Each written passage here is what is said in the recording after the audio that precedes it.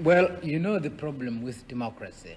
I don't think there is any country in the world which does not call itself democratic. All countries in the world call themselves democratic. It's a matter, first, of definition, I think mainly of definition and of what we regard to be the essentials of democracy. We certainly ourselves regard ourselves as democratic. We understand why countries used to the multi-party system don't believe that a one-party system can be democratic, or are rather suspicious of the one-party system. We can't, frankly, convince them by sheer argument, philosophical argument, that this is possible. Perhaps the best thing is actually to see this thing in practice. What are the essentials of democracy? The essentials of democracy are that individuals should feel unharassed, that they are actually free in their society. Individual, this is the most essential thing. I never see why an individual should not feel free because of a machinery of election. And the two-party or the one-party is really basically a machinery of election.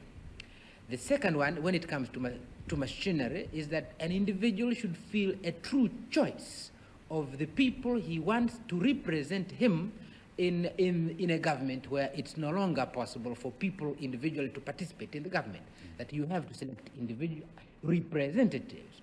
Now, either sometimes you select parties, sometimes you select individuals. Now, frankly, I don't see why the thing cannot be democratic, simply because sometimes you select a party, which is what the Western countries usually do, and in our own case, you select an individual, the party being given, the party policy being given.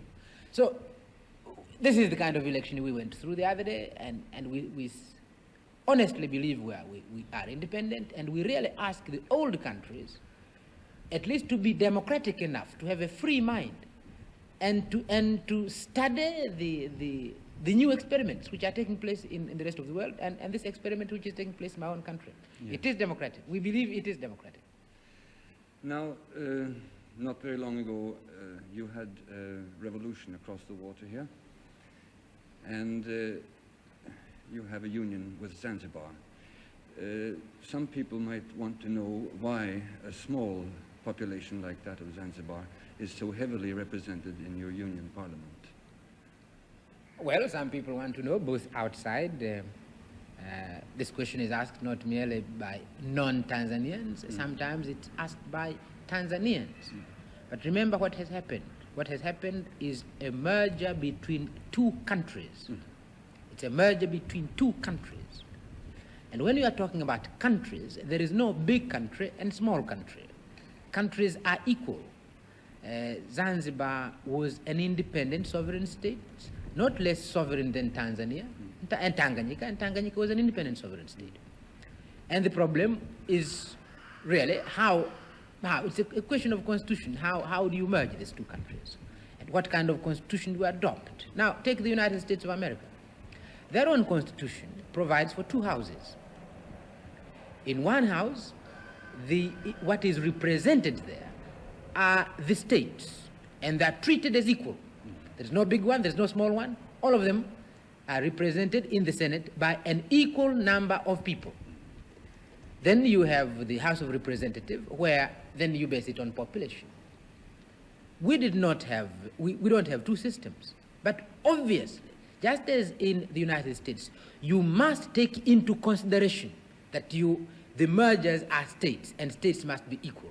Even in our own case, although we rejected a two-house system, you can't forget that in their stateness, Tanganyika and Zanzibar are equals.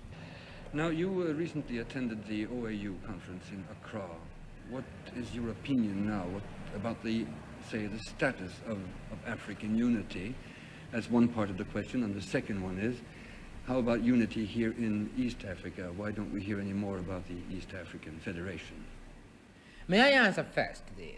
I think the second part of the question is probably easier and perhaps could explain my answer to the first part of the question. I'm a great believer in unity.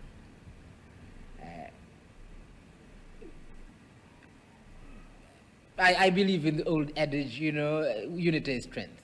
You know, I mean, this is truly, it is strength. And the human race would be much stronger if we were united. We'd get rid of a lot of problems in the world if we could be united. And therefore, the human race must move towards unity. And continents like mine, a country like Tanzania must move towards greater unity, continents must move towards greater unity, and the human race must move towards unity. But the difficulties. And the difficulties are not philosophical. The difficulties are merely political. It is one of those funny things in history that a state represents nothing. You know, it's sometimes accident of history. But once it is there, it has more power sometimes than religion, than philosophy, than all sorts of things. And people become extremely, you know, while they accept philosophically we must be united, once you have these lines on a map and you have created the thing you call the nation, it's a big problem.